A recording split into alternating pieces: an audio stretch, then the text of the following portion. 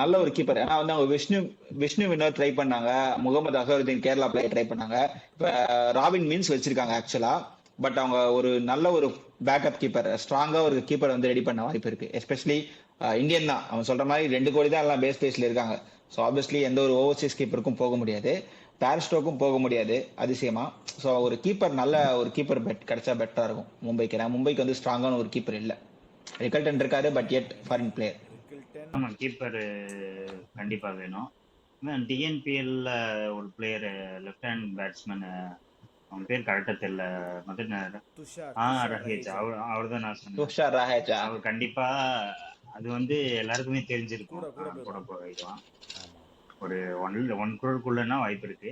இப்போ என்ன பிரச்சனைனா அந்த ரிக்கல்டன் மட்டும்தான் இருக்காங்க. இப்போ நம்ம காம்பினேஷனுக்கு பாஸ்ட் எல்லாம் இப்போ நல்லா போட ஆரம்பிச்சுட்டான். பாஸ்ட் வேணும், இல்ல அல்லா கசன்பர் வேணும், இந்த மாதிரி மற்ற ஆப்ஷன் வேணும்னா இந்தியன் கீப்பரு வேற வழி.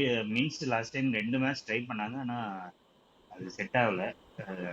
கீப்பர் இந்த அளவுக்கு இன்னும் கிடைக்கல. கீப்பர் ஒன்று வாய்ப்பு இருக்கு.